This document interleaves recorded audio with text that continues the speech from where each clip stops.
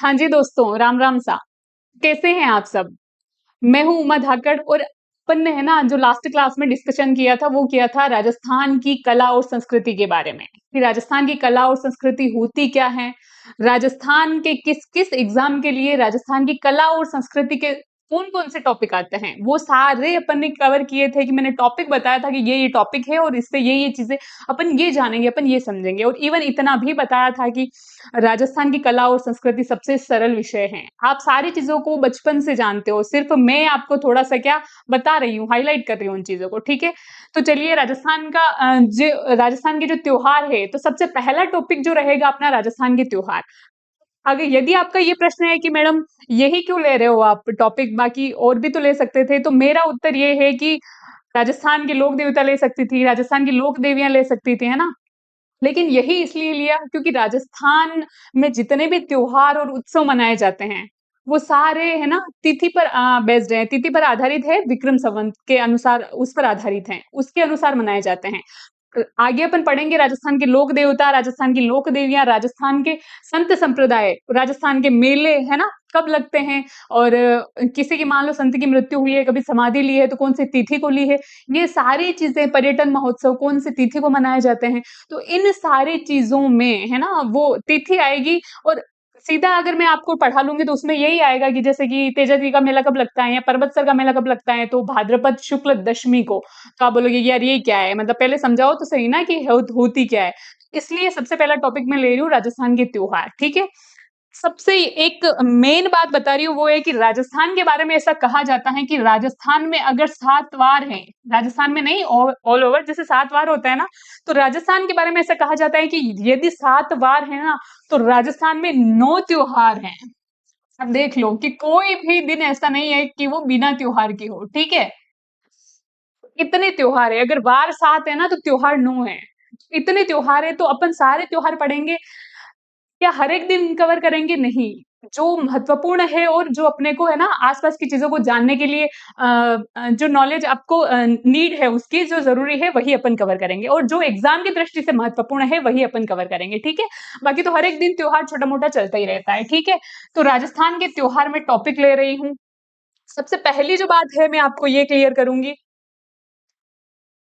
इसमें है ना कैलेंडर, कैलेंडर को कहा जाता है हिंदी में कालदर्शक। इस प्रकार से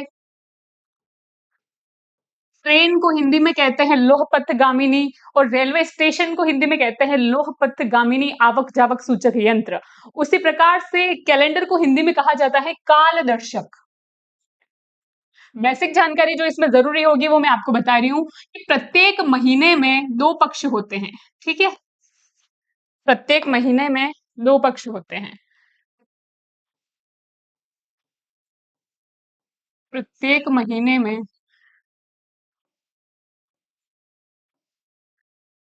2 पक्ष होते हैं।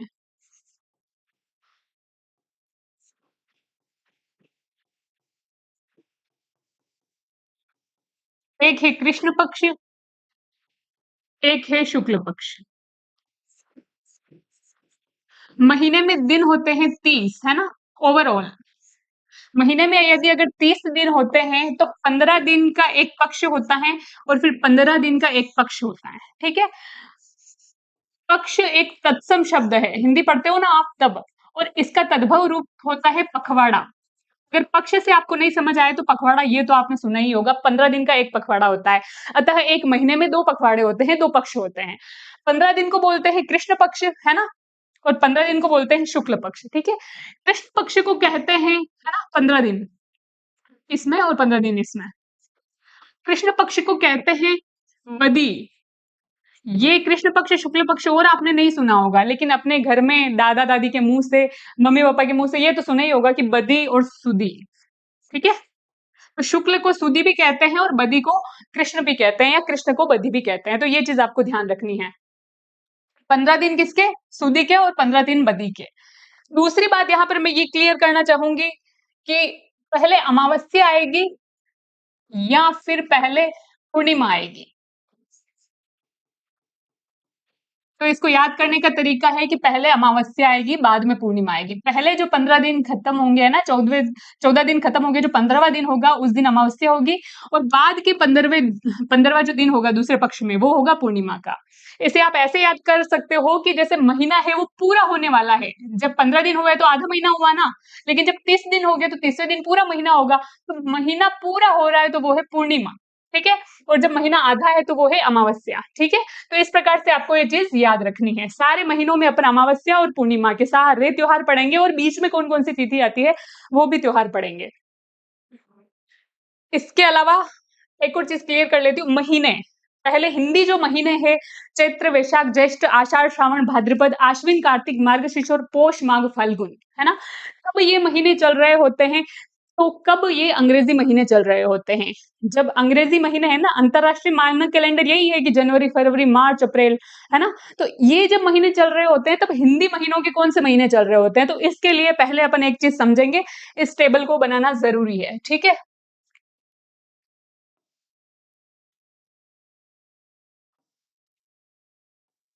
इधर एक साइड है अंग्रेजी महीने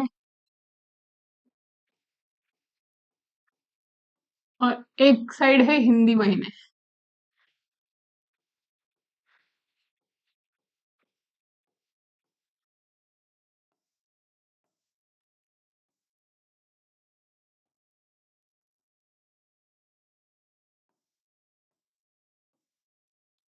अंग्रेजी महीनों में जब इधर मार्च और अप्रैल से शुरू करते हैं, याद करने की ट्रिक है, और इसमें तो रटना ही पड़ेगा आपको। मार्च, अप्रैल, अप्रैल, मई। अंग्रेजी महीनों में जो 2 महीनों को मिला के हिंदी महीनों में एक महीना बनता है। 2 महीनों को मिला के, ऐसा नहीं कि 30 और 30 60 दिन से एक महीना, नहीं। यदि अगर हर महीना, प्रत्येक महीना 30 दिन का होता है, अब आप ये बोलोगे अरे दीदी क्यों झूठ बोल रहे हो, है ना। फरवरी होता है ना 28 दिन का, और 29 दिन का भी होता है जब लीप वर्ष चल रहा होता है। मैं ओवरऑल बात कर रही हूँ, औसत तौर पर निकाला जाता है, तो औसत तौर पे बात कर रही हूँ मैं, कि प्रत्येक महीने में यदि 30 दिन होते हैं, मान लो चैत्र महीना है और उसमें 30 दिन है, तो ऐसा माना जाता है कि आधे दिन और आधे दिन में लगभग मार्च चल रहा होगा और आधे दिन में लगभग अप्रैल चल रहा होगा। ऐसा फिक्स नहीं है कि 15 दिन मार्च के ही होंगे और 15 दिन अप्रैल के ही होंगे, नहीं, ऐसा नहीं है। ये 15-16 भी हो सकते हैं, 15-14 भी हो सकते हैं, ये 15-14 भी हो सकते हैं, और ये 15-16 भी हो सकते हैं, 1-2 दिन चलता है, ठीक है। तो ये चीजें आपको ध्यान रखनी है।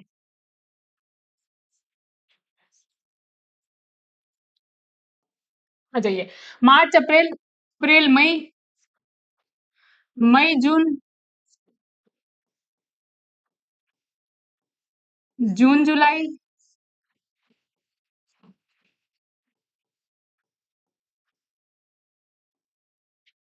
जुलाई, अगस्त।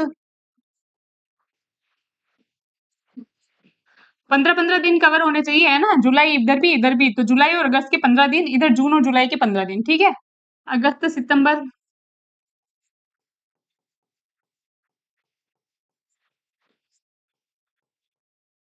सितंबर, अक्टूबर, अक्टूबर, है ना, अक्टूबर।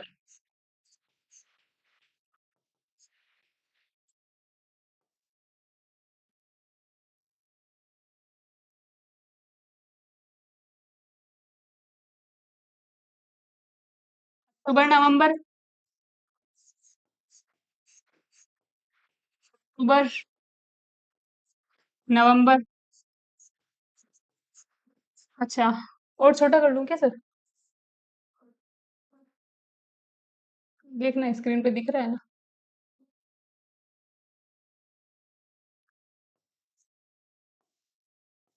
नवंबर, दिसंबर, दिसंबर, जनवरी।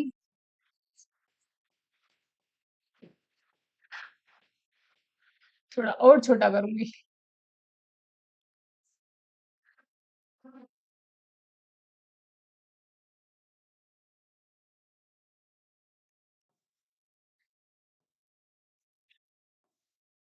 जनवरी, फरवरी, और अब जाना है फरवरी मार्च तक, ठीक है। फरवरी मार्च, इसके सामने ये लिखना है कि ये कब चलेंगे, तो मार्च अप्रैल जब चल रहा होगा तो इधर हिंदी महीनों के नाम है, चैत्र, वैशाख, ज्येष्ठ, आषाढ़, श्रावण।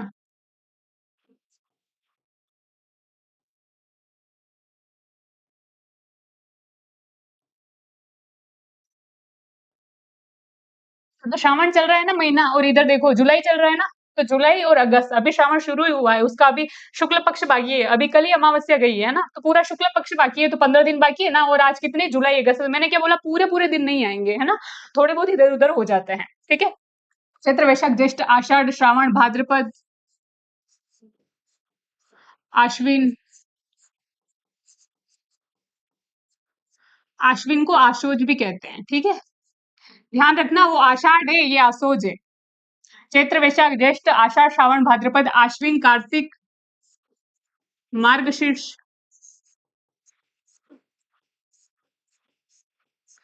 पौष माघ और फाल्गुन।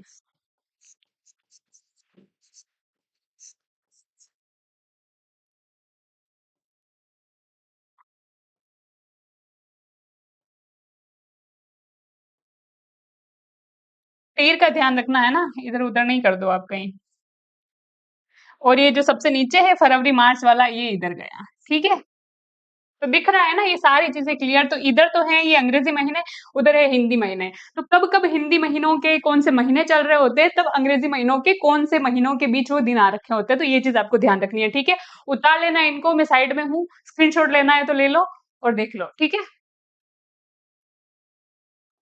इसके बाद अब शुरू करते हैं ना।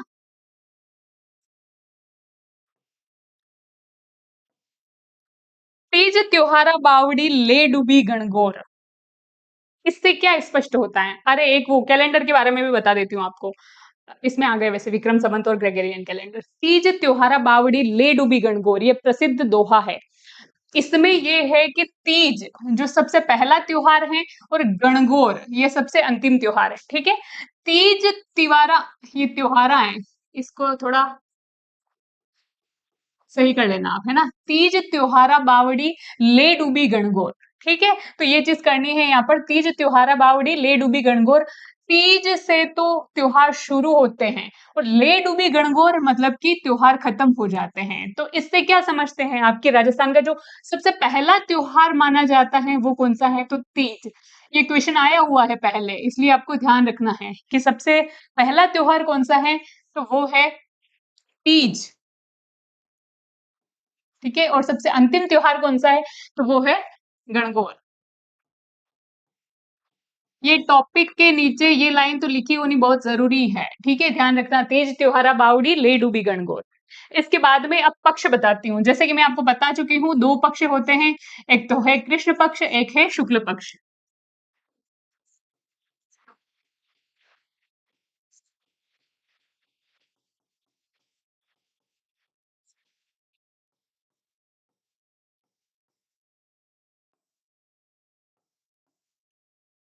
दोनों ही 15-15 दिन के होते हैं, ठीक है, ये नीचे साइड में लिख लेना, 15 दिन 15 दिन। और मैंने कृष्ण को क्या बोला था, बदी, और शुक्ल को क्या, सुदी, ठीक है, बदी। उसके बाद है महीने, तो महीने वही हिंदी महीने। इससे पहले मैं बता देती हूँ, महीने में आपको पहले बता चुकी हूँ कि कौन से जब अंग्रेजी महीने चलेंगे, जब कौन से हिंदी महीने चलेंगे। अब शुरू होता है विक्रम संवत। विक्रम संवत होता क्या है, इसके बारे में अपन समझते हैं। विक्रम संवत एक चंद्रमा आधारित कैलेंडर है, ठीक है, यहां पर मैं लिखूंगी तो साथ के साथ में छाप लेना, ठीक है। विक्रम संवत यह एक चंद्रमा आधारित कैलेंडर है। क्या है, विक्रम संवत एक चंद्रमा आधारित कैलेंडर है, जिसमें दिन बताए गए हैं 354, ठीक है। अब वर्तमान जो अंग्रेजी महीने हैं, है ना, उनमें 365 दिन गिनते हैं ना, साल में कितने 365 दिन होते हैं। विक्रम संवत के अनुसार साल में जो दिन होते हैं 12 महीनों में 354 और कहीं-कहीं 355, ठीक है? विक्रम संवत के बारे में ऐसा कहा जाता है कि जो हिंदू धर्म है या फिर भारत में, है ना, या हिंदू धर्म में जो त्योहार या फिर मेले लगते हैं, वो विक्रम संवत के अनुसार ही लगते हैं, ठीक है? इसमें दिन 354 होते हैं, यह चंद्रमा आधारित कैलेंडर है। तो ये चीज़ें आपको इसमें लिखनी है और ध्यान रखना है, ठीक है? तो एक यह चंद्रमा आधारित कैलेंडर है।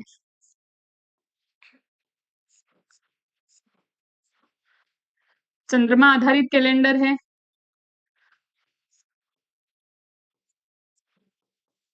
कैलेंडर को हिंदी में क्या कहते हैं? कालदर्शक, ठीक है? तो ये चीज़ लिखनी है आपको, यह चंद्रमा आधारित कैलेंडर है। दूसरी बात है कि इसमें दिन कितने होते हैं? तो दिन इसमें होते हैं 354 या फिर कहीं-कहीं 355 भी देखने को मिलते हैं, क्योंकि बाकी महीनों में तो एक महीने में 30 दिन होते हैं, लेकिन इसमें बताया जाता है कि साढ़े 29 दिन होते हैं, ठीक है? 1 महीने में, महीना, ठीक है? तो ये चीज़ ध्यान रखनी है आपको। चंद्रमा आधारित होते हैं और या ये चीज़ लिखना बहुत इम्पोर्टेंट है कि हिंदू धर्म के सभी त्योहार त्योहार तथा मेले विक्रम संवत आधारित होते हैं या फिर विक्रम संवत के अनुसार मनाए जाते हैं, आधारित होते हैं।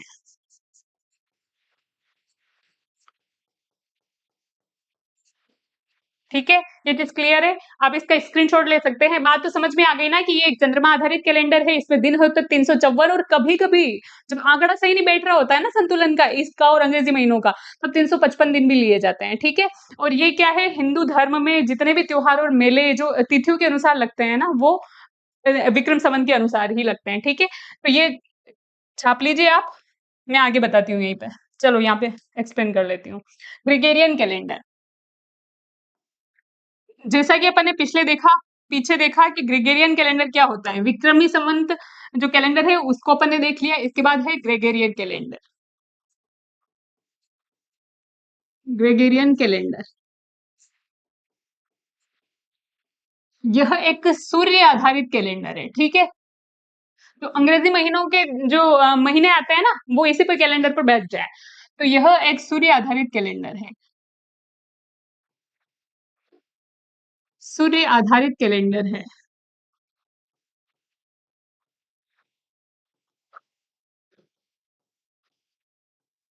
इसमें दिन की अगर बात करूँ तो उसमें 354 थे विक्रम संवत में, या कभी-कभी 355, इसमें 365 दिन। अभी वर्तमान जो अपन पूछते हैं ना साल में कितने दिन होते हैं, तो दिन होते हैं 365।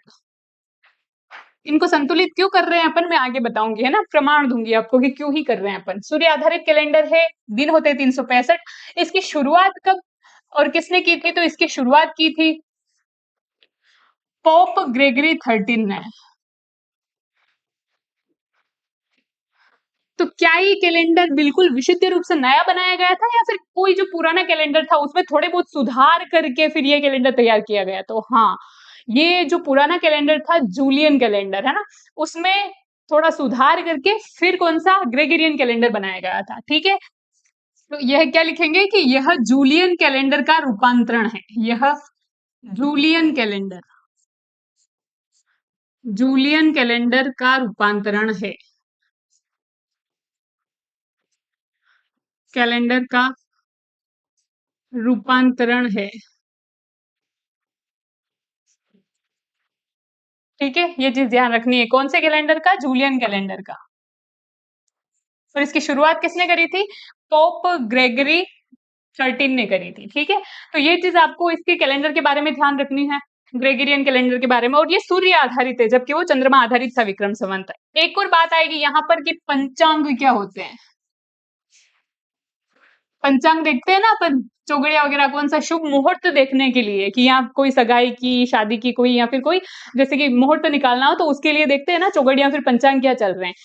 पंचांग ये क्वेश्चन पूछा गया है, हालांकि वर्तमान में नहीं पूछा जाता, लेकिन आरपीएससी का कोई भरोसा नहीं कि कब कौन सा क्वेश्चन उठा के पूछ ले। तो आपको अगर पढ़ ही रहे हैं टॉपिक, तो एक ही टॉपिक को इस हिसाब से तैयार करो कि दोबारा वापस नहीं पढ़ना पड़े, एक ही बार पढ़ा और सारे डाउट क्लियर। क्योंकि पहली बार जो टॉपिक पढ़ोगे ना, वो ही एक बार में समझ सकते हो आप, दूसरी बार में नहीं समझ सकते। बाद में तो काटा पीटी वही होती है कि भाई वो मॉडिफाई होती है चीजें, ठीक है, इसलिए तो ये ध्यान रखेंगे। पंचांग मतलब पंच प्लस अंग, 5 अंगों से मिलकर बना है ये। 5 अंग कौन कौन से हैं? तो पहला है तिथि, जो कि अपन समझने वाले हैं। पूरा त्योहार तिथियों को समझने के लिए ही होगा कि कौन सी तिथि और कौन सा त्योहार, ठीक है। तो ये चीज अपन ध्यान रखेंगे। कौन सी तिथि है, कौन सा वार है, वार 7 होते हैं तो उनमें से सेलेक्ट कर कौन सा वार है। तीसरी है नक्षत्र कौन सा चल रहा है, नक्षत्र देखना है ना कि कौन सा नक्षत्र चल रहा है, अच्छा है या बुरा है, ठीक है। इवन तो जन्म का भी नक्षत्र पे बहुत, मतलब नक्षत्रों का जन्म पे भी बहुत ज्यादा प्रभाव पड़ता है, ठीक है। तो ये चीज ध्यान रखनी है। चौथा है योग, योग क्या होता है? तो सूर्य और चंद्रमा की गति का योग होता है, ठीक है, सूर्य प्लस चंद्रमा की गति का योग। पांचवा है इसमें वो है करण, करण क्या होता है? तो करण होता है तिथि का आधा भाग, ठीक है। तो इन चीजों में ये तो आपको सिर्फ समझने के लिए बताया मैंने, बाकी क्वेश्चन यहां से पूछा गया है कि पंचांग, ठीक है,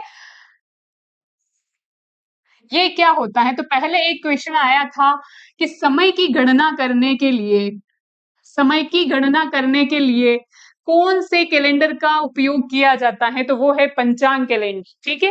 पंचांग कैलेंडर क्या है? तो यह एक प्राचीन या फिर पारंपरिक, सॉरी प्राचीन नहीं, पारंपरिक, पारंपरिक मतलब जो परंपरा से चला आ रहा है, तो पारंपरिक भारतीय कैलेंडर है, ठीक है। तो ये चीज इतना सा ध्यान रखना है कि समय की गणना के लिए उपयोग में लिया जाता है। दूसरा है कि यह एक क्या है? प्राचीन, पारंपरिक, यह पारंपरिक भारतीय कैलेंडर है। तो ये चीज ध्यान रखना, ये पंचांग मैंने अलग से बताई है क्योंकि कभी भी आरपीएससी क्वेश्चन पूछ सकती है, तो ये चीज आपको ध्यान रखनी है, ठीक है। इसके बाद आगे,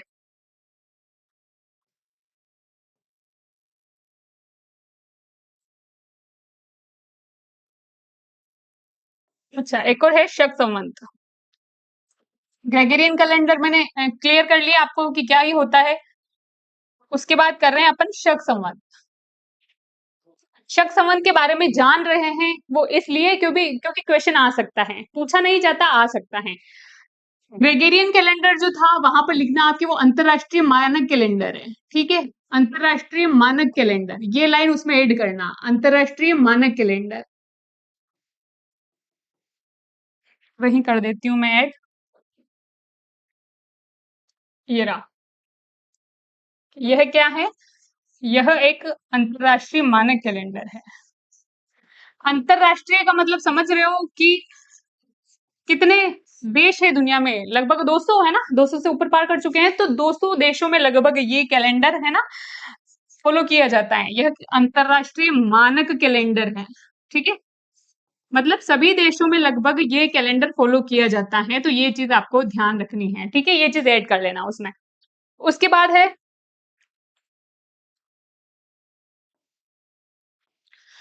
आप समझ रहे हैं थोड़ा बहुत शक संवत के बारे में।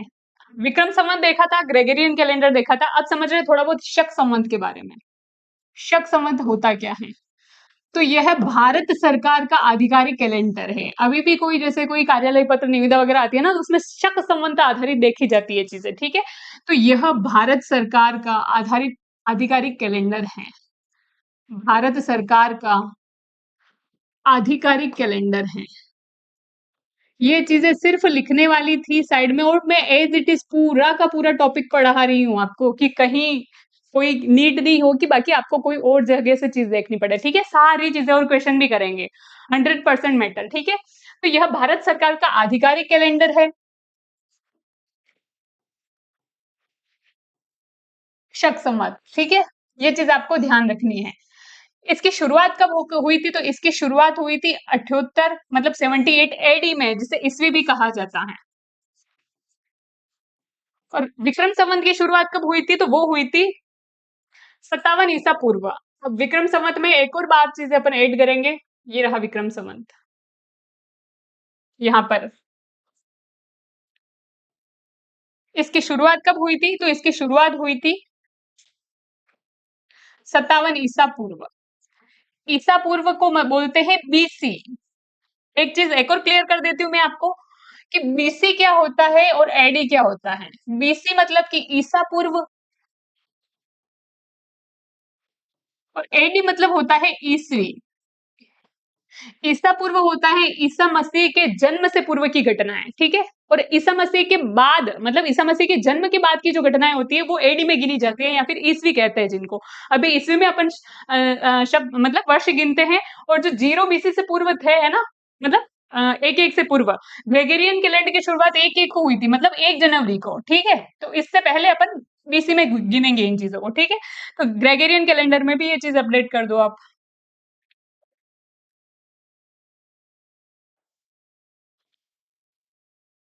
365 दिन होते हैं, ठीक है, इसमें तो लिख ही रखा है। इसके बाद है अब महीना शुरू होता है, ठीक है। जिस प्रकार से मैंने आपको बताया कि राजस्थान के बारे में ऐसा कहा जाता है कि 7 वार हैं तो उसमें 9 त्योहार हैं। अब त्योहार शुरू हो रहे हैं, मैंने आपको महीने बता दिए, कृष्ण पक्ष और वो बता दिए, सारी चीजें बता दी कि कौन कब अमावस्या आएगी, कब पूर्णिमा आएगी। अब त्योहार बाकी है सिर्फ, और हिंदी महीने है ना, और अंग्रेजी महीनों को भी संतुलित करना सिखा दिया। और एक और बात आपकी जनरल नॉलेज के लिए एक और बताना चाहूंगी कि वर्तमान में पूछ लिया जाए कि वर्ष कौन सा चल रहा है, 2025 है ना, 2025 चल रहा है। लेकिन आपसे पूछ लिया जाए कि वर्तमान में विक्रम संवत कौन सा चल रहा है, तो मैंने याद करो मैंने क्या बताया था आपको, सिर्फ रटना नहीं है। विक्रम संवत की शुरुआत हुई थी 57 ईसा पूर्व मतलब 57 BC में। तो जो वर्तमान जो वर्ष है मतलब ग्रेगोरियन कैलेंडर में वो जुड़ेगी चीजें, ठीक है। तो वर्ष चल रहा है वर्तमान में 2025, लेकिन वर्तमान का अगर वर्तमान है ना, वर्तमान का अगर विक्रम संवत पूछा जाए आपसे,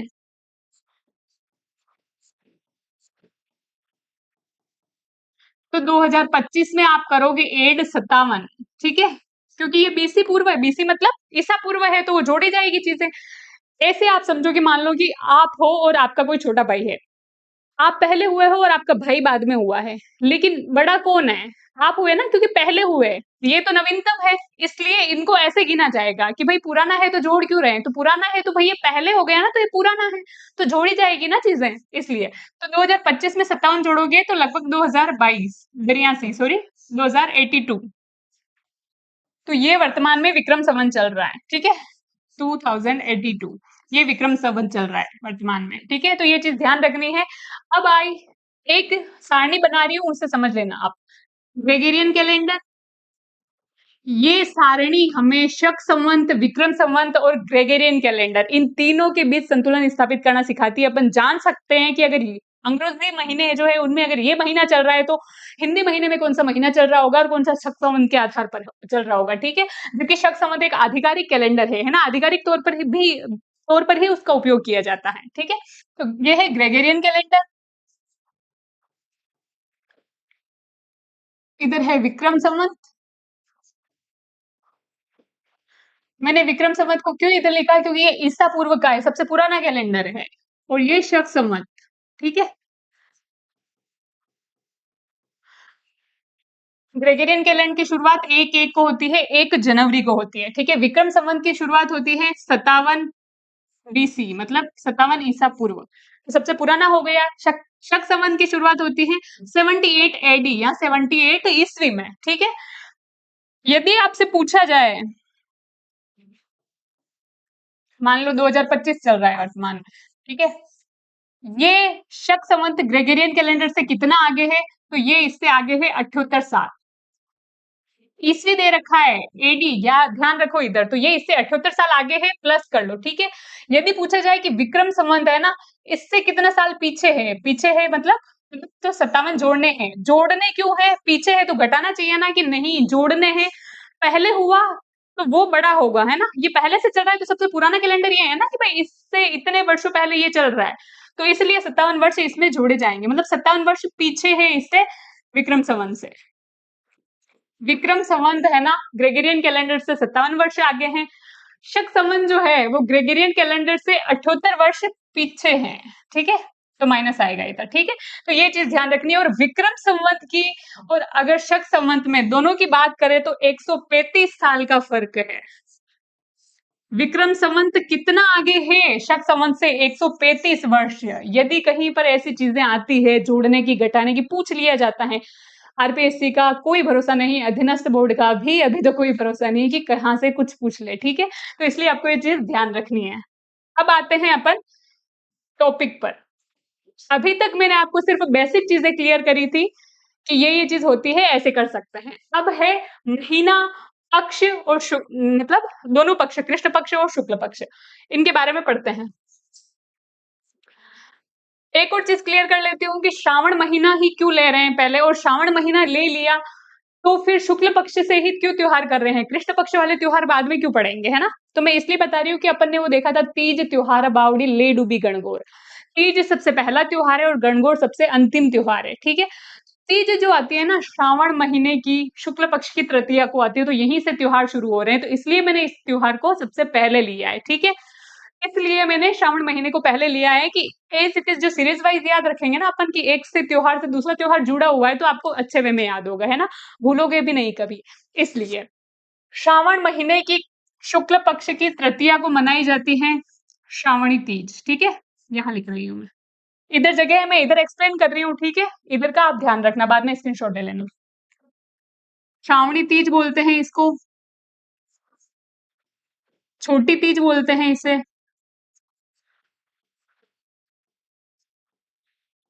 या फिर हरियाली तीज बोलते हैं। यदि आपको पता हो तो कल अमावस्या गई है, हरियाली अमावस्या, आज हो गई है एकम, कल नहीं परसों तीज का त्योहार है। और जयपुर की जो तीज की सवारी है बहुत ही ज्यादा प्रसिद्ध है, ठीक है। सवारियां निकलती हैं और दूर दूर से लोग, विदेशी लोग भी यहाँ की तीज की सवारी देखने आते हैं। तो इसमें क्या है कि जो श्रावण पक्ष के शुक्ल पक्ष की जो तृतीया होती है उससे कहते हैं श्रावण तीज, छोटी तीज या फिर हरियाली तीज। ये क्यों मनाया जाता है त्योहार, इसका महत्व क्या है, मैंने आपको बताया था कि अगर त्योहार पढ़ रहे हैं तो उसका महत्व पढ़ेंगे, क्यों मनाया जाता है, इसके पीछे क्या कोई कारण है या फिर कोई पारंपरिक एक टाइप से ये चीज चल गई है ना, कि पारंपरिकता है इसके पीछे। अगर है तो इसका महत्व क्या है, कब मनाया जाता है और रस्में क्या क्या होती है इस पर, ठीक है। तो श्रावणी तीज को छोटी तीज कहते हैं। ये मनाई कब जाती है, तो तृतीया को मनाई जाती है। क्या विशेषता है इसकी, तो ये है प्रकृति प्रेम का त्योहार है ये। किसका, प्रकृति प्रेम का त्योहार है, तथा ये पति पत्नी के प्रेम का त्योहार है, याद रहे। दोनों का है, एक तो प्रकृति प्रेम का त्योहार है क्योंकि आप देख लो सावन चल रहा है, अभी सब तरफ बारिश हो रही है, हरियाली ही हरियाली है, तो प्रकृति बाहर निकलते हैं तो कितना मन खुश हो जाता है, तो हरियाली, तो हरियाली ही हरियाली है, तो प्रकृति के प्रति प्रेम दिख रहा है ना, प्रेम उमड़ रहा है, तो प्रकृति के प्रेम का त्योहार है। और दूसरा है पति पत्नी के बीच प्रेम का त्योहार है, ठीक है। तीज जो व्रत करती हैं महिलाएं, वो अपने पति के लिए भी करती हैं, ठीक है, तो इसलिए इसको पति पत्नी के प्रेम का त्योहार भी बताया जाता है। इस दिन का क्या खास है, तो ये है कि जयपुर की तीज की सवारी प्रसिद्ध है।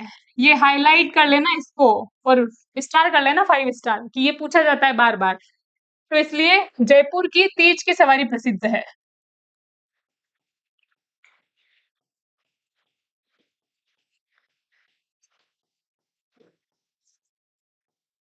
तीज की सवारी प्रसिद्ध है। तो श्रावण शुक्ल तृतीया को क्या मनाई जाती है, छोटी तीज, श्रावणी तीज, हरियाली तीज। ये प्रकृति प्रेम का त्योहार है, पति पत्नी के प्रेम का त्योहार है। और इस दिन क्या है, जयपुर की सवारी निकलती है, जयपुर में एक सवारी निकलती है जो कि क्या बहुत प्रसिद्ध है, ठीक है।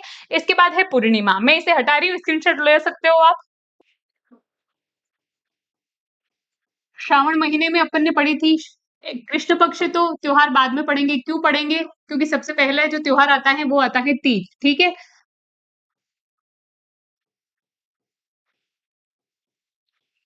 पहला पढ़ा अपन ने तीज, और दूसरा आता है शुक्ल पक्ष में, वो आता है पूर्णिमा, जिसे कि नारियल पूर्णिमा भी कहा जाता है, ठीक है। इधर लिख रही हूं मैं, पूर्णिमा जो त्योहार आता है वो आता है, और इस दिन ही श्रावण जो महीना चल रहा था वो पूरा भी हो जाता है। तो पूर्णिमा का जो त्योहार है उसको क्या बोलते हैं, नारियल पूर्णिमा भी कहा जाता है।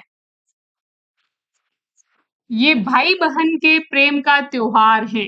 क्या है ये, भाई बहन के प्रेम का त्योहार है।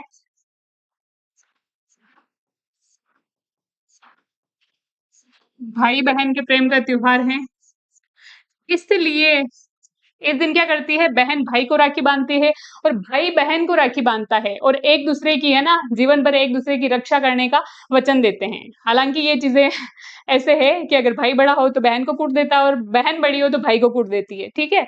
लेकिन फिर भी क्या, रक्षाबंधन का त्योहार मनाया जाता है, तो इससे नारियल पूर्णिमा भी कहते हैं, और भाई बहन के प्रेम का त्योहार है। और इस दिन ये चीज आप लिखोगे कि भाई बहन को राखी बांधता है और बहन भाई को राखी बांधती है, ठीक है। इसलिए इसे क्या कहा जाता है? रक्षाबंधन। इसलिए रक्षाबंधन का त्योहार है, भाई बहन। इसलिए इसे क्या कहा जाता है? रक्षाबंधन का त्योहार कहा जाता है। रक्षाबंधन का त्योहार कहा जाता है।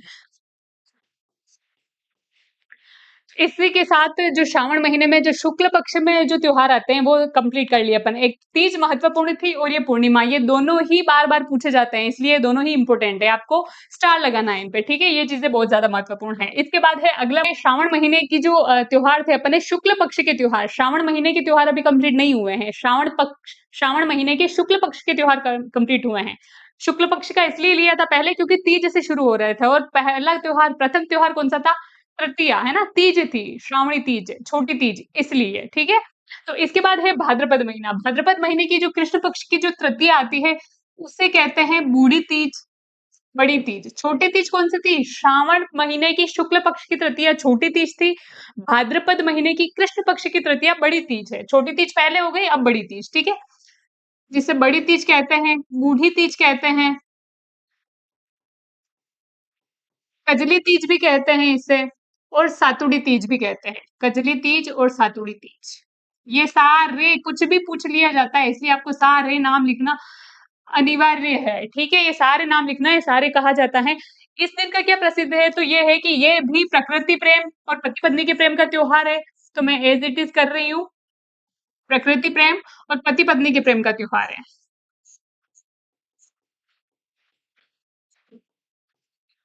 पति पत्नी के प्रेम का त्योहार है, ठीक है? इस दिन का क्या विशेष है? तो इस दिन ये विशेष है कि बूंदी की प्रसिद्ध है ये। छोटी तीज की सवारी निकाली जाती है जयपुर में, है ना? और बूंदी की जो बड़ी तीज की सवारी निकाली जाती है, वो निकाली जाती है बूंदी में। तो बूंदी की बड़ी तीज की सवारी प्रसिद्ध है, ठीक है? बूंदी की तीज की सवारी प्रसिद्ध है। तीज अब छोटी है या बड़ी है ये आपको मैंने समझा दिया, ठीक है? तो बूंदी की तीज की सवारी क्या है? प्रसिद्ध है। तो ये चीज़ आपको ध्यान रखनी है। इसके बाद है भाद्रपद महीने की षष्ठी, ठीक है? कृष्ण पक्ष की जो षष्ठी है, वो वाला त्योहार, ठीक है? तो ये चीज़ ध्यान रखनी है आपको।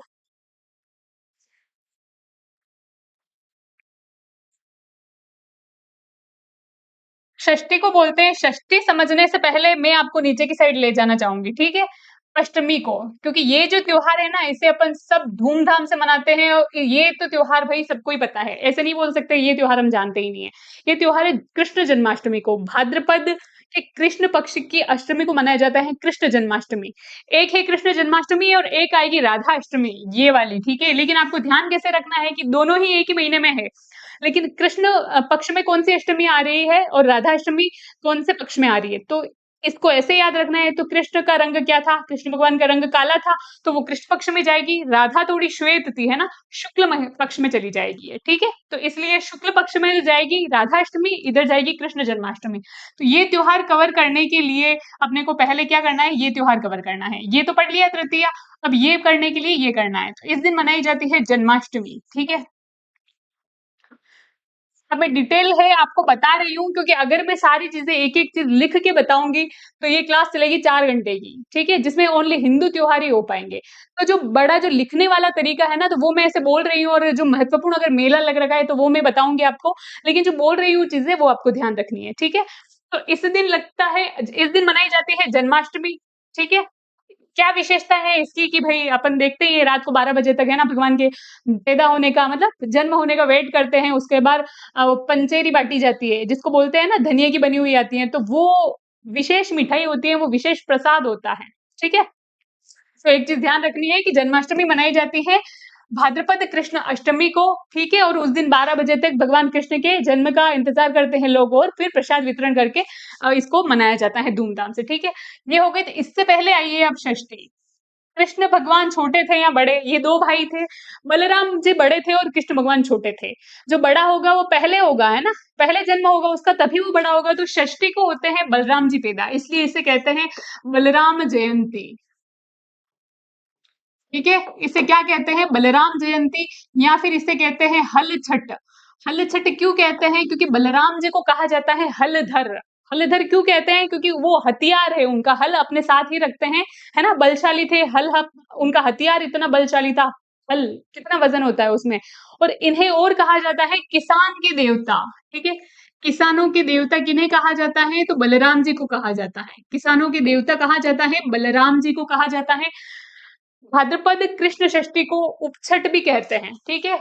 बलराम जयंती कहते हैं, हल छठ कहते हैं। हल छठ क्यों कहते हैं मैंने बता दिया आपको। और इसको कहते हैं उब छठ। उब छठ, ये शब्द है उब, ये शब्द है मेवाड़ का, ठीक है? मेवाड़ी एक शब्द है उब, जिसका अर्थ होता है उबा, मतलब कि खड़ा रहना।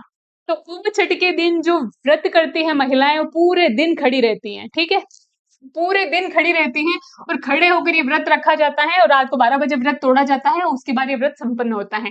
इसकी विशेषता क्या है? तो ऐसा माना जाता है कि द्रौपदी ने ये व्रत किया था। जिस प्रकार से पांडव है ना सब कुछ हार चुके थे, राजपाट और स्वयं द्रौपदी को भी हार चुके थे वो, ठीक है? तो उसके बाद द्रौपदी ने ये व्रत किया और उसके बाद उनका राजपाट और सारी कुछ चीजें एज इट इज, है ना, जो जुए में हारे थे एज इट इज वापस उनको सब कुछ मिल गया था। इसलिए इस व्रत की मान्यता है, ठीक है? इस व्रत का महत्व है। तो इसलिए क्या कहते हैं इसको उब छठ। और महत्व क्या है इसका, विशेषता क्या है इसकी, कि इसे खड़े होकर किया जाता है। वैसे आजकल तो सीधा खड़े रहो, नहीं तो सीधा बैठना नहीं है ना, तो सीधा लेट जाते हैं, ठीक है? तो ये चीज भी चलती है, मॉडर्न टाइप में ये चीजें हो गई है, ठीक है? तो जन्माष्टमी और हलचट ये दोनों कवर कर लिए, स्क्रीनशॉट ले सकते हैं, मैं हटाऊंगी और फिर आगे नवमी क्लियर करूंगी आपको, ठीक है?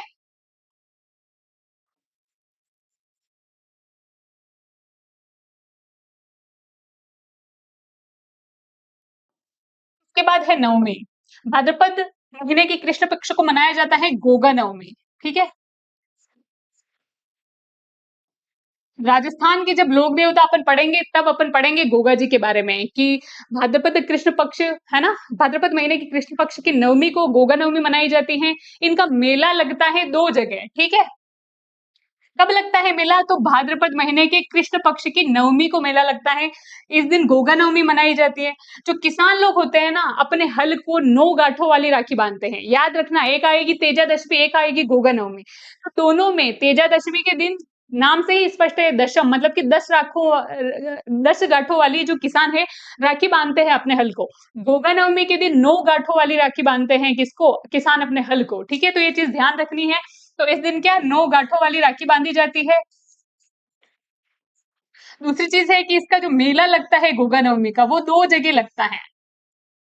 एक तो लगता है ददरेवा चूरू में और एक लगता है हनुमानगढ़ में।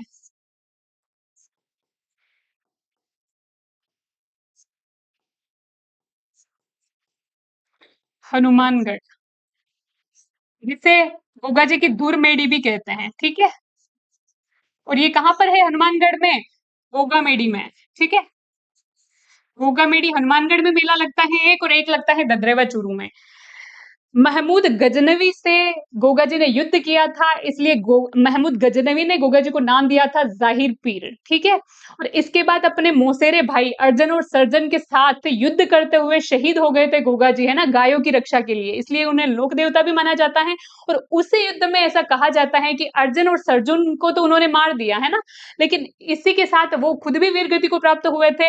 धड़ उनका अलग गिरा था जाके, और उनका जो सर है वो अलग गिरा था। सर जहां पर जाके गिरा था वो था ददरेवा चूरू में, ठीक है? और जहां पर धड़ गिरा था वो गिरा था गोगामेड़ी हनुमानगढ़ में। इसलिए इसे ददरेवा चूरू को कहते हैं शीर्ष मेड़ी। क्यों कहते हैं? क्योंकि सर इनका वहां जाकर गिरा था, तो इसे कहते हैं शीर्ष मेड़ी। और हनुमानगढ़ को कहते हैं, है ना, गोगामेड़ी हनुमानगढ़ को दूर दूर मेड़ी, क्योंकि यहाँ पर जो धड़ है पूरा का पूरा यहाँ जाकर गिरा था, ठीक है? तो ये चीजें पूरी क्लियर होगी नवमी के बारे में, तो आप इसका स्क्रीनशॉट ले सकते हैं। मैं आगे क्लियर करूंगी 12 को, ठीक है?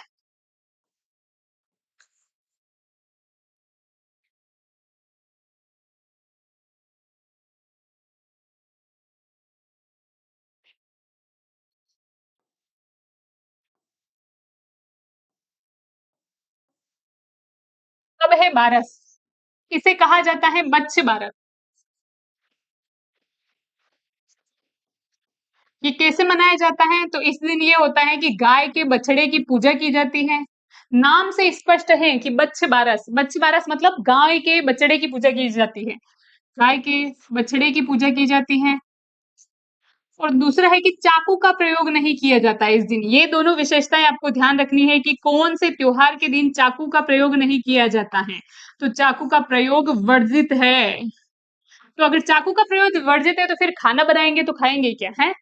फिर क्या सब्जी वब्जी नहीं काटेंगे अगर चाकू का प्रयोग नहीं करेंगे? तो ऐसा नहीं है। इस दिन है ना सब्जी भी नहीं काटी जाती है, इवन साबुत अनाज का प्रयोग किया जाता है। किसका? साबुत अनाज का। ये दोनों ही लाइनें एक दूसरे से जुड़ी हुई हैं, इसलिए आपको ध्यान रखनी है। इस दिन चाकू का बिल्कुल प्रयोग नहीं किया जा सकता। सब्जी तो भाई काटनी पड़ेगी, अब चाकू नहीं यूज कर रहे तो क्या? तो फिर साबुत अनाज मतलब दाल वगैरह और कुछ भी बना लो आप, लेकिन चाकू का प्रयोग नहीं किया जाता है। इसके पीछे भी एक कहानी है। क्या कहानी है? मैं आपको बताती हूँ। एक गांव था, वहां पर हुए थे एक सेठ जी, जिसे गांव के मुखिया भी कहा जाता है ना। सेठ जी थी और सेठानी, उनके 7 बेटे थे और एक पोता था। कई साल हो गए, अकाल की स्थिति आ गई गाँव में। जब अकाल की स्थिति आई तो भई गाँव के बारे में कौन? मुखिया ही सोचेगा। तो मुखिया जी गए पंडित जी के पास, है ना? एक ज्योतिष के पास, और ज्योतिष को बोला कि क्यों बारिश नहीं हो रही है? क्या इसका कोई उपाय है? तो ज्योतिष ने कहा कि हाँ, बिल्कुल उपाय है, लेकिन आपको इसके लिए एक बलिदान देना होगा बहुत बड़ा। तो बताइए, मैं अपने गाँव के लिए मुखिया हूँ, यहाँ का मैं सब कुछ करूँगा अपनी जनता के लिए, है ना? तो ज्योतिष ने पहले तो सोचा कि बताऊं कि नहीं, लेकिन फिर उसने बोला कि आपको अपने पोते की बलि देनी होगी। जैसे ही आप अपने पोते की बलि दोगे, उसी दिन सारा का सारा गांव में पानी आ जाएगा बारिश से, और पूरा का पूरा कुआं भर जाएगा। तो फिर पहले तो हिचकिचाए थोड़ी देर, है ना, कि ऐसे पोते की कौन बलि दे सकता है। लेकिन जब अपन दर्शन शास्त्र पढ़ते हैं, एथिक्स, तब आता है उपयोगितावाद का सिद्धांत। जो नेतृत्व करता होता है ना, मतलब कि गांव का मुखिया है, वो नेतृत्व करता है, जो मेन मुख्य नागरिक है। तो वो उपयोगितावाद सिद्धांत का प्रयोग करना चाहिए, मतलब कि अधिकतम लोगों का अधिकतम सुख। यदि बहुत सारे लोगों का भला हो रहा है ना? बहुत सारे लोगों का हित हो रहा है, तो यदि एक इंसान के साथ कुछ करना पड़े, या फिर अगर उसको उसके साथ कुछ बुरा करना पड़े, तो ये जायज़ है ना? कि हो सकता है ऐसा। ऐसा कहता है उपयोगितावाद का सिद्धांत। तो इसी का प्रयोग करते हुए सेठ जी ने सोचा कि ठीक है, मैं बलि दूँगा तो कम से कम पूरा गाँव तो सुरक्षित रहेगा, है ना? इतने लोग नहीं मरेंगे एक की बलि देने से। उन्होंने बलि दे दी, और रात को हुआ यूँ है कि बलि देने के बाद पूरा का पूरा गाँव में पानी, कुएँ सब कुछ भर गए, झीलें, एनीकट, है ना? बलि देने से पहले उन्होंने अपनी बहू को ससुराल उसके पियर भेज दिया था, ताकि बहू ये सहन करने की उसमें क्षमता हो, उसके पीठ पीछे सारी कुछ बातें हो। लेकिन जैसे ही वो बाद में कुएं के पास पानी भरने गए, कौन? मुखिया जी और सेठानी जी, है ना? मुखिया सेठ और सेठानी देखने गए, तो वहां पर उन्होंने देखा कि उनका जो पोता है ना, एज एज इट इज बैठा हुआ है, जैसा वो छोड़ के गए थे, मतलब जैसे उन्होंने बलि दी थी, बलि से पूर्व था। तो ये हुआ था एक चमत्कार। दूसरा ये हुआ था कि जब वो बलि देने जा रहे थे, तो उनके घर की नौकरानी को सेठ जी ने कहा था कि गेलुआ की सब्जी बना देना। गेलुआ मतलब बोलते हैं साबुत अनाज को, और गेलुआ उनके गाय के बछड़े का नाम भी था। तो ना नौकरानी ने ना समझ का प्रयोग किया, ना अपने ज्ञान का, और फिर गेलुआ की मतलब उसके बछड़े को काट कर उसकी सब्जी बना दी। जैसे ही वो मुखिया घर पे आए, उन्होंने देखा कि ये तो क्या ही, एक पाप से हम हाथ धो के आए हैं और दूसरा तूने तैयार कर दिया, अब क्या होगा? तो गाय गई थी चरने, तो सेठानी ने सोचा कि गाय आए और वो रोए, ये सब कुछ देखे, उससे पहले कि ये सारी चीजें हैं अपन यहाँ से हटा देते हैं। तो उन्होंने मिट्टी खोद कर उस बछड़े को गाड़ दिया। जब गाय आती है चर के शाम को संध्या समय में, वो आके उसी जगह पर अपने बछड़े को, है ना, वो मिट्टी उछालती है, और एज इट इज जो बछड़ा जैसा का जैसा था, पूर्ण रूप से वैसा निकल आता है। ऐसा माना जाता है कि इसके पीछे जो बहू थी मुखिया की, वो व्रत करती थी बच्च बारस का, इसलिए ये सारी चीजें, उन्होंने इतना कुछ पाप कर दिया, उसका कोई नकारात्मक प्रभाव नहीं पड़ा। 2 लोगों की जान गई, लेकिन फिर भी वो दोबारा जिंदा हो गए, है ना? जैसे कि पुनर्जन्म हुआ हो। तो क्या कहते हैं कि ये मृत शरीर में भी आत्मा को डाल देती हैं, इस व्रत का इतना महत्व है। तो ये इतनी कहानी थी इसके पीछे, ठीक है? तो आपको कहानी भी याद रखनी है, इससे चीजें याद हो जाएगी आपको। ये मनाई कब जाती है, इसके पीछे क्या-क्या इसका महत्व है, विशेषताएँ क्या है, ये चीज़ आपको ध्यान रखनी है। इसके बाद है अमावस्या। आप सोच रहे होंगे कि इसका स्क्रीनशॉट ले लो पहले, है ना? आप सोच रहे होंगे कि भाई भाद्रपद महीने में इतने त्योहार, तो मैं आपको बता दूँ कि सर्वाधिक जो त्योहार है वो भाद्रपद महीने में ही आते हैं। इसके अलावा 2-2, 3-3 त्योहार है सारे महीनों में, लेकिन ये भाद्रपद महीना जो है इसको कवर करने में भाई पसीने हो जाते हैं। इसके बाद है अमावस्या। भाद्रपद महीने की जो अमावस्या को लगता है रानी सती का मेला, इसलिए इसे कहते हैं सती अमावस्या। भाद्रपद महीने की अमावस्या को क्या क्या कहते हैं? सती अमावस्या। इस दिन मेला लगता है, कहाँ पर? रानी सती का मेला। और रानी सती का मेला, जो रानी सती का मंदिर होगा वहीं पर लगेगा। तो रानी सती का जो मंदिर बना हुआ है वो बना हुआ है झुंझुनू में। लोहारगल झुंझुनू में इसका मेला लगता है। रानी सती को दादी सती भी कहते हैं। बाद में जब राजस्थान की लोक देवियां पढ़ेंगे तब मैं बताऊंगी आपको, सब देवियों के नाम है, अन्य नाम है और बचपन के नाम भी है। तो दादी रानी सती है, उसको दादी सती भी कहते हैं, अन्य नाम, और इनका जो बचपन का या फिर वास्तविक जो नाम था वो था नारायणी देवी। ठीक है, तो ये चीजें आपको ध्यान रखनी है। वैसे मैं लोक देवियों में बताऊंगी, लेकिन ये चीजें यहाँ पर आपको करनी है कवर। तो ठीक है, भाद्रपद अमावस्या को मेला लगता है ना, सती अमावस्या कहते हैं इसको, रानी सती का मेला लगता है, झुंझुनू में लगता है, लोहारगल में। तो ये कृष्ण पक्ष जो है वो पूरा समाप्त हो गया। देख लो कितने अपने त्योहार पढ़ लिए, 1 2 3 4 5 6 है, 6 त्योहार पढ़ लिए। इसके बाद है अब शुक्ल पक्ष। इस साथ के साथ स्क्रीनशॉट लेने जाना है ना।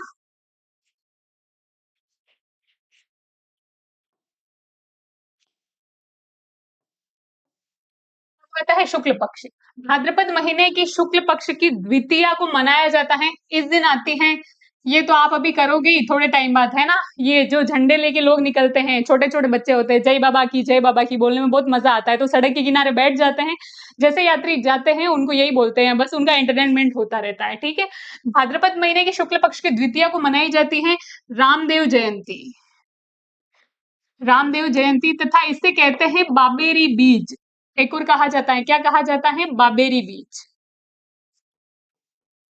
इसका मेला लगता है, तो हाँ इसका मेला लगता है, कहाँ लगता है, तो रूणीचा जैसलमेर में। राजस्थान के जब लोक देवता पढ़ेंगे तब अपन पढ़ेंगे कि लोक रामदेव जी का जन्म तो कहीं और हुआ था, लेकिन बाद में जाने के वो रूणीचा बस गए थे और वहां पर उन्होंने ये चीज कर ली थी। और पोखरण से भी उनका संबंध है ना, लेकिन किस प्रकार से उन्होंने पोखरण छोड़ा, या फिर पोखरण गए, या फिर बाद में रूणीचा जैसलमेर में उनका मंदिर कैसे क्या हुआ, सारी चीजें वहां समझेंगे। यहाँ सिर्फ आपको इतनी ही चीज ध्यान रखनी है, क्योंकि अगर मैं हर एक चीज यहाँ बताऊंगी ना आपको तो बहुत ज्यादा बड़ी हो जाएगी क्लास। ठीक है, तो द्वितीया को रामदेव जयंती कहते हैं, इससे बाबेरी बीज भी कहा जाता है। इसका मेला जो लगता है वो लगता है रूणीचा जैसलमेर में।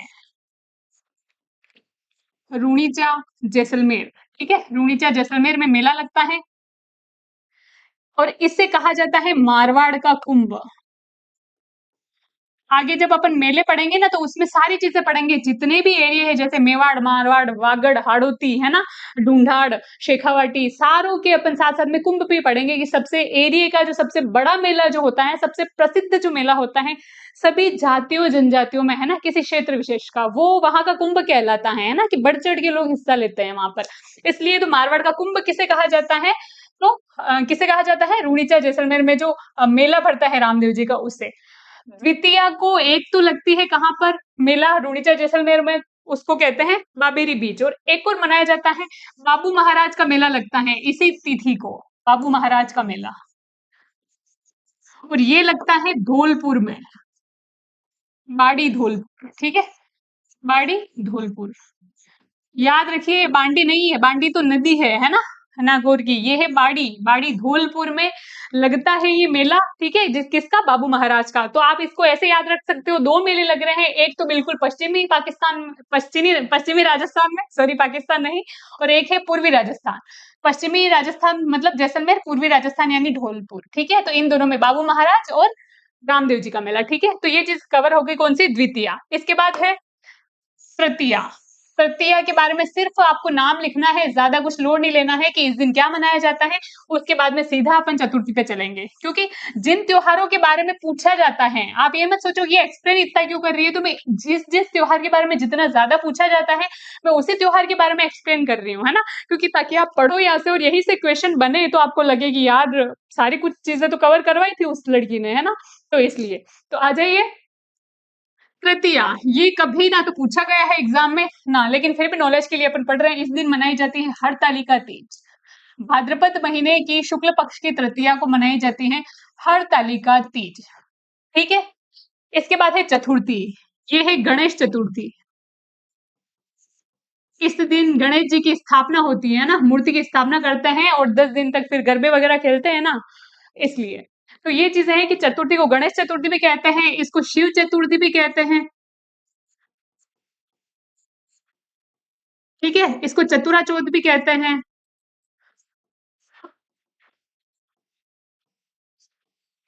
गणेश चतुर्थी, ठीक है, और इस दिन मेला लगता है कहाँ पर, तो सबसे प्रसिद्ध गणेश जी का मंदिर है त्रिनेत्र गणेश जी।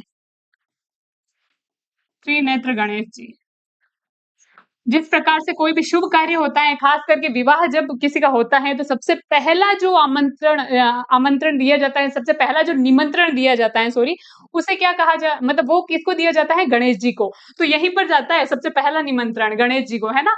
त्रिनेत्र गणेश जी कहाँ पर ये है? सवाई माधोपुर में। सवाई माधोपुर। सवाई माधोपुर में भी कहाँ है? रणथंभौर। रणथंभौर एक अभ्यारण्य भी है, बाघ परियोजना भी है। रणथंभौर ये अपन जब बाद में पढ़ेंगे, ठीक है? तो ये चीज कवर हो गई। इसके बाद है पंचमी, ये चीज कवर कर ली आपने अच्छे से, ठीक है? भाद्रपद महीने के कृष्ण पक्ष के इतने त्योहार कर लिए, शुक्ल पक्ष में तृतीया कर ली, कालिका तीज और चतुर्थी कर ली। इसके बाद है पंचमी, ठीक है? ये साइड में हो रही हूँ, स्क्रीनशॉट ले लीजिए साथ के साथ में। मुझे पता है आप बोर हो रहे होंगे, लेकिन क्या ही करें, राजस्थान के आर्ट एंड कल्चर के टॉपिक ऐसे ही हैं, जहां पर कहानियां आएगी मैं आपको बताऊंगी। इसीलिए त्योहार इजी वे में याद नहीं होते हैं, लेकिन मेरा तो फेवरेट सब्जेक्ट है, इसलिए रट लिया मैंने तो इसको। भाद्रपद महीने की शुक्ल पक्ष की पंचमी को मनाई जाती है ऋषि पंचमी।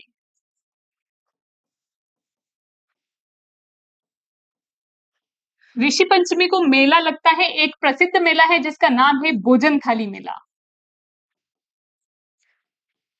ये भोजन थाली मेला जो अपन देखते हैं ना कहीं कहीं पे रिजॉर्ट पे, मतलब जो भी है मार्केटिंग या पब्लिसिटी के लिए कि 2.5 इंच का पराठा या फिर इतने 5 पराठों से मिलकर बना हुआ है ना, 3 किलोमीटर का पराठा, इस टाइप से। तो ये सारी चीजें कि यहाँ पर भोजन थाली मेला लगता है, मतलब कि 36 प्रकार के पकवान इसमें परोसे जाते हैं और थाली इतनी बड़ी होती है कि मतलब कम से कम आसपास 50 लोग तो बैठ जाएं। तो उसके लिए प्रसिद्ध है ये, ठीक है? 36 पकवान के लिए भोजन थाली मेला लगता है। ये कहाँ लगता है? तो ये लगता है कामा में, ठीक है? जो पड़ता है डिग में। पहले भरतपुर में, कामा भरतपुर में कहा जाता था, अब ये डिग में आ गया है, ठीक है? तो भोजन थाली मेला कब लगता है? ऋषि पंचमी को। कहाँ लगता है? कामा डिग में। ऋषि पंचमी की एक और विशेषता है कि इस दिन हिंदू धर्म का जो रक्षाबंधन होता है पीछे पड़ा, श्रावण मास के शुक्ल पक्ष की पूर्णिमा को मनाया जाता है, जिसे नारियल पूर्णिमा भी कहते हैं। लेकिन माहेश्वरी समाज, जिसे आप सामान्य भाषा में कहते हैं ना अपन की ये तो बनिए लोग हैं, बनिया बुद्धि है ना, एक पंथ दो काज बुद्धि होती है ना भाई, एग्जाम्पल देते हैं अपने आसपास के, उनसे सीखो कुछ। तो बनियों का मतलब माहेश्वरी समाज का जो रक्षाबंधन है वो मनाया जाता है कब? वो ऋषि पंचमी को मनाया जाता है, माहेश्वरी समाज का रक्षाबंधन। तो ये चीज आपको ध्यान रखनी है, ये बहुत इंपॉर्टेंट है, ये चीज ध्यान रखना। ये मेला याद रहे ना रहे कोई मतलब नहीं है, ठीक है? ये मैंने आपको नॉलेज के लिए बताया, लेकिन ये चीज तो आपको याद रखनी ही रखनी है, ठीक है? पंचमी तक अपन ने पढ़ लिया। माहेश्वरी समाज होता है बनिए, एक जैन होते हैं, है ना, श्वेतांबर और दिगंबर, वो अलग होते हैं, उनकी अलग शाखाएं हैं। बनिए माहेश्वरी ये अलग चले जाते हैं, ठीक है? इसके बाद है अष्टमी, जैसा कि मैंने आपको इधर साथ के साथ याद कराया था, बलराम जयंती और जन्माष्टमी ये जोड़ के याद किए थे अपन ने, वैसे ही ये अष्टमी और ये अष्टमी भी याद करवाई ही दी थी मैंने आपको जब ये अष्टमी पढ़ाई थी। इस दिन तो कृष्ण जन्माष्टमी है, ठीक है? और इस दिन शुक्ल पक्ष में आ रही है, तो ये क्या है? राधा अष्टमी। राधा अष्टमी, कृष्ण काले हैं इसलिए कृष्ण पक्ष में आती है कृष्ण जन्माष्टमी, और इधर आती है अष्टमी को राधा अष्टमी। दोनों पैदा अष्टमी के दिन ही हुए थे, ठीक है? ये चीज आपको ध्यान रखनी है। शुक्ल पक्ष में राधा अष्टमी। इनका जो मेला है ये बढ़ता है सलेमाबाद अजमेर में। सलेमाबाद अजमेर में इसका मेला बढ़ता है। जब अपन राजस्थान के संत संप्रदाय पढ़ेंगे तब अपन ये भी पढ़ेंगे कि जो सलेमाबाद अजमेर में लगता है, निम्बार का संप्रदाय का मेला भी लगता है, जिसकी स्थापना, जिनके प्रवर्तक थे निम्बकाचार्य जी, ठीक है? तो निम्बार राधाष्टमी का मेला लगता है सलेमाबाद अजमेर में। और सलेमाबाद अजमेर के बारे में ये चीज प्रसिद्ध है कि बाकी तो राधा और कृष्ण को एक युगल रूप में पूजा जाता है, प्रेम के रूप में, कि इन्होंने शादी नहीं की थी, है ना, प्रेम प्रेम के इनका बीच का प्यार था, इसलिए इनके साथ में मंदिर बनाए जाते हैं, पूजा की जाती है। लेकिन एकमात्र मंदिर है राजस्थान का जहां पर राधा को भगवान कृष्ण की पत्नी के रूप में पूजा जाता है, मतलब कि इन दोनों ने विवाह किया था, ठीक है? ऐसा मानते हैं ये कि राधा और कृष्ण ने विवाह किया था और पति पत्नी के रूप में पूजा होती है, तो इसलिए ध्यान रख लेना है, साइड में लिख लेना आप, मैं इतना नहीं लिखूंगी, आप लिख लेना। राजस्थान का एकमात्र मंदिर जहां पर भगवान मतलब राधा को भगवान कृष्ण की पत्नी मानकर पूजा जाता है, ठीक है? तो ये सारी चीजें क्लियर हो गई। ये कृष्ण जन्माष्टमी, ये राधाष्टमी, स्क्रीनशॉट ले सकते हो। अब है दशमी, ठीक है? भाद्रपद महीने के शुक्ल पक्ष की दशमी को आती है तेजा दशमी, ठीक है? और इस दिन मेला लगता है परबतसर नागौर में। मेला कहाँ लगता है? परबतसर नागौर में। परबतसर नागौर में मेला लगता है। अभी ये शायद डीडवाना में चला गया है, ठीक है, आप अपडेट कर लेना, अगर ऐसा कुछ होगा तो मैं बताऊंगी। डीडवाना में है ना परबतसर, ठीक है।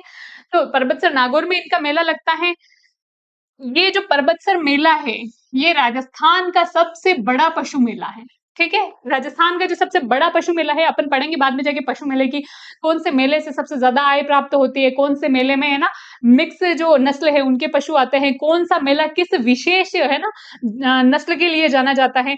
ये जाना जाता है नागौरी बैल की नस्ल के लिए। परबतसर वाला जो मेला है ना, ये नागौरी बैल की नस्ल के लिए जाना जाता है ना। नागौरी बैल की विशेषता क्या है? बहुत सुंदर होती है कद काठी उनकी, और जो सर होता है उनका, सिर वो घोड़े के जैसा चौड़ा होता है, तो उनके लिए फेमस है ना ये मेला। तो राजस्थान का सबसे बड़ा पशु मेला परबतसर नागौर में है। कब लगता है ये मेला? तेजा दशमी को लगता है। तेजा दशमी की विशेषता है कि इस दिन भी किसान अपने हल को 10 गांठों वाली राखी बांधते हैं, ठीक है। जैसा गौगा नवमी को बांधा था ना अपने 9 गांठों वाली, वैसे ही 10 गांठों वाली राखी बांधी जाती है। 10 गांठों वाली राखी बांधी जाती है, किससे? हल को। और इस दिन किसानों द्वारा खेत में गीत गाए जाते हैं, जिसे तेजा टेर कहा जाता है, ठीक है। हिला दे दे के गाए जाते हैं ये, बिल्कुल। मैं यदि होता ऐप तो मैं आपको नॉर्मली सारी चीजें यूट्यूब पे बताती, लेकिन अभी उतना नहीं, मैं आपको नहीं बता सकती, ठीक है। तेजा टेर कैसे गाया जाता है, और एक और इसकी विशेषता है, ये भी पूछा गया है एग्जाम में क्वेश्चन की, बिना वाद्य यंत्र के गाया जाता है तेजा टेर। कौन से लोक देवता का गीत है जो बिना वाद्य यंत्र के गाया जाता है? तेजा जी का, ठीक है, तेजा टेर। तो ये चीज आपको ध्यान रखनी है, स्क्रीनशॉट ले सकते हो। अगला महीना अगली तिथि शुरू कर रही हूँ मैं, ठीक है। इसके बाद आती है एकादशी। घबराइए मत, भाद्रपद महीने में ही सबसे ज्यादा त्योहार है, बाकी इतना आगे त्योहार नहीं आएंगे, ठीक है। दो दो तीन तीन ही आएंगे, मेरे हिसाब से बोर हो चुके होंगे आप, लेकिन 2-3 और त्योहार है इसके, बाकी आगे इंटरेस्टिंग आने वाली ये चीज है, ठीक है। लेकिन रटना तो पड़ेगा, समझा रही हूँ इतनी कहानियां बता कर कि ताकि आपको याद हो जाए और कभी भूलो ना, ठीक है। इसके बाद है एकादशी। इस दिन मनाई जाती है देव झूलनी एकादशी। तेजा दशमी के जस्ट दूसरे दिन आती है एकादशी, इस दिन मनाई जाती है देव झूलनी एकादशी, या फिर इसे कहा जाता है डोल 11। इस दिन क्या किया जाता है? तो भगवान डोल 11, इस दिन क्या किया जाता है? तो भगवान कृष्ण की जितनी भी मूर्तियां हैं उनके मंदिर में है ना, तो उनको स्नान करवाया जाता है, नए कपड़े पहनाए जाते हैं, उनकी झांकियां निकाली जाती है, ठीक है। और फिर उन्हें स्नान करके उनकी पूजा की जाती है, उनकी झांकियां निकाली जाती हैं। ये मेला कहाँ लगता है? तो इसका मेला लगता है गढ़बोर राजसमंद में। इसका मेला लगता है गढ़बोर राजसमंद में, ठीक है, राजसमंद। तो ये चीज आपको ध्यान रखनी है। जल जूलनी एकादशी कहते हैं इसको, देव जूलनी एकादशी भी कहते हैं। जल जूलनी का एकादशी का जो लगभग लगभग है ना ग्रामीण क्षेत्रों में जुलूस निकाला जाता है, तो इसे जल जूलनी एकादशी, देव जूलनी एकादशी भी कहते हैं, डोल 11 भी कहते हैं। इसके बाद आती है चतुर्दशी, ठीक है। चतुर्दशी को कहा जाता है अनंत चतुर्दशी। भाद्रपद महीने की शुक्ल पक्ष की चतुर्दशी को कहा जाता है अनंत चतुर्दशी। और इस जो दिन की व्याख्या है इस ऐसे की जाती है कि बहुत सारे क्षेत्रों में ये मनाया जाता है, बहुत सारे क्षेत्रों में नहीं। खास करके जो मेवाड़ी इलाका है ना, राजस्थान का दक्षिण का जो मध्य दक्षिण का जो भाग है, जैसे चित्तौड़गढ़, उदयपुर है ना, भीलवाड़ा, राजसमंद, इधर ये त्योहार मनाया जाता है। अनंत चतुर्दशी का व्रत करती है महिलाएं, कथाएं सुनती है ना, इसकी कथा सुनती है, और 14 गांठों वाला धागा अपने बाएं हाथ में बांधती है, ठीक है। 14 गांठा, चतुर्दशी मतलब 14, तो 14 गांठों वाला धागा अपने हाथों में बांधती है, और ये वापस अगले साल जब ये चतुर्दशी आएगी तब वो धागा उतारती है और दोबारा ये पहनती है। ऐसा 14 बार किया जाता है, ठीक है। तो ये कोई कोई क्षेत्रों में ही प्रसिद्ध है, लेकिन ये पूछ लिया जाता है एग्जाम में, तो मैंने आपको पूरा एक्सप्लेन कर दिया, क्योंकि हमारे साइड ये मनाते हैं इसलिए मुझे पता है, तो मैंने सारी चीजें बता दी आपको, ठीक है। इसके बाद आती है पूर्णिमा। इससे पहले मैं आपको एक और चीज क्लियर कर लेती हूँ, इसका स्क्रीनशॉट ले लो आप। जो अपन ने पढ़ा था ऋषि पंचमी, ऋषि पंचमी का त्योहार माहेश्वरी है ना समाज की रक्षाबंधन में मनाया जाता है, और उस दिन भोजन थाली मेला लगता है कामाडीग में। इसकी एक और विशेषता ये है कि खास करके अब तो शहरों में नहीं होता है, लेकिन ग्रामीण संस्कृति में होता है ना? कि जब महिलाएँ होती हैं मासिक धर्म के दौरान उनको है ना डिस्टेंस मेंटेन करनी होती है। जैसे मंदिरों में है ना या फिर गृह जो होती है जैसे किचन वगैरह में रसोई घर से दूर। तो अगर ऐसी कोई छोटी-मोटी गलती हो जाती है तो उसका माफ़ी माँगने के लिए भी ये व्रत होता है। कौन-सा? ऋषि पंचमी का व्रत। ठीक है? कौन-सा होता है? ऋषि पंचमी का व्रत माफ़ी माँगने के लिए भी किया जाता है। तो ये महिलाओं द्वारा माफ़ी माँगने के लिए भी किया जाता है, ठीक है? तो ये आप अपडेट कर देना साथ में। इसके बाद चतुर्दशी पढ़ ली, अब आते हैं पूर्णिमा पर। भाद्रपद पूर्णिमा को हो जाते हैं श्राद्ध प्रारंभ। श्राद्ध मतलब अपने जितने भी पूर्वज रहे हुए हैं, है ना? श्राद्ध मनाते हैं उनके कि जब खाटो पूड़ी बनावे ना, नॉर्मली पूड़ी और कढ़ी बनाते हैं और खीर बनाते हैं और उसको रखते हैं छत पे। कौवा उस चीज़ को खाने के लिए आता है, जब तक नहीं आता तब तक वेट करते रहते हैं, है ना? कि कब आएगा, तो जब वो आता है तो उसका प्रतीक माना जाता है कि मान लो कि अगर दादाजी की डेथ हुई है और अगर कौवा आके अगर वो भोजन ग्रहण कर रहा है, वो भोजन खा रहा है तो ऐसा माना जाता है ये क्या है? दादाजी आए हैं, है ना? साक्षात और वही भोजन ग्रहण कर रहे हैं। तो श्राद्ध को क्या फिर सही मान लिया जाता है कि भई इसका कुछ परिणाम निकला है। तो इसलिए पूर्णिमा को क्या हो जाता है श्राद्ध प्रारंभ।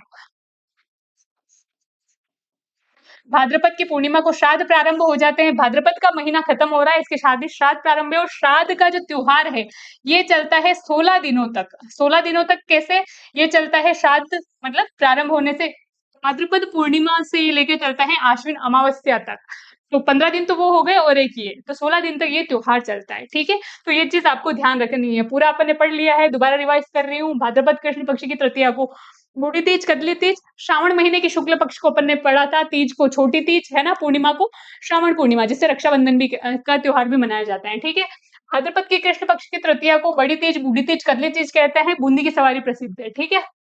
षष्ठी को बलराम जयंती, है ना? हल षष्ठी या फिर उपजट भी कहते हैं, द्रौपदी ने ये व्रत किया था। इसके बाद है अष्टमी, ये मनाई जाती है जन्माष्टमी को, ठीक है? जो नवमी है उस दिन मनाई जाती है गोगा नवमी, 2 मेले लगते हैं, है ना? ददरेवा चूरू में और हनुमानगढ़ में, ठीक है? इसके बाद आती है बच्छ बारस, इसके पीछे मैंने इतनी बड़ी आपको कहानी सुनाई है कि इसका महत्व क्या है। इस दिन चाकू का प्रयोग नहीं किया जाता है, ठीक है? और बछड़े की पूजा की जाती है, साबुत अनाज बनाया जाता है, ठीक है? उसके बाद है अमावस्या, सती अमावस्या मेला लगता है लोहारगढ़ झुंझुनू में। इसके बाद है शुक्ल पक्ष की द्वितीया, इस दिन मनाई जाती है रामदेव जयंती, इसे कहते हैं बाबेरी बीज। मेला लगता है रूनीचा जैसलमेर में। एक और मेला लगता है बाड़ी धौलपुर में, जिसे बाबू महाराज का मेला भी कहा जाता है, ठीक है? याद रखिए तिथि एक है, मेले 2 हैं, पश्चिमी राजस्थान, पूर्वी राजस्थान, जैसलमेर, रूनीचा, है ना? और धौलपुर बाड़ी में, ठीक है? इसके बाद है तृतीया, इस दिन हरतालिका तीज मनाई जाती है। जैसा कि मैंने आपको बताया कि एग्जाम में अभी तक तो नहीं पूछा गया है, लेकिन फिर भी अपन ने लिखा है। इसके बाद आई है चतुर्थी, गणेश चतुर्थी अपन ने पढ़ा है, शिव चतुर्थी या फिर चतुरा चौथ, है ना? गणेश जी की पूजा की जाती है और उनकी मूर्ति स्थापित की जाती है। उसके बाद आया था ऋषि पंचमी, ठीक है?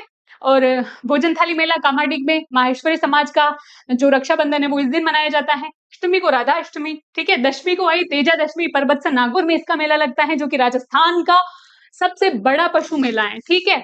इसके बाद एकादशी आती है, जिस दिन देव जूलनी एकादशी, याद रखना 3 एकादशी आएगी, एक तो देव झूलनी एकादशी, एक देव शयनी एकादशी और एक देव प्रबोधनी एकादशी। जिस दिन देव सोते हैं वो और जिस दिन देव उठते हैं और इस दिन इनको नहलाया और पूजा की जाती है इनको, ठीक है?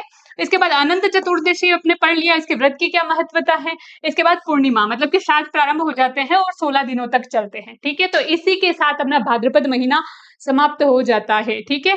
तो आगे की क्लास अपन देखते हैं, ठीक है? आगे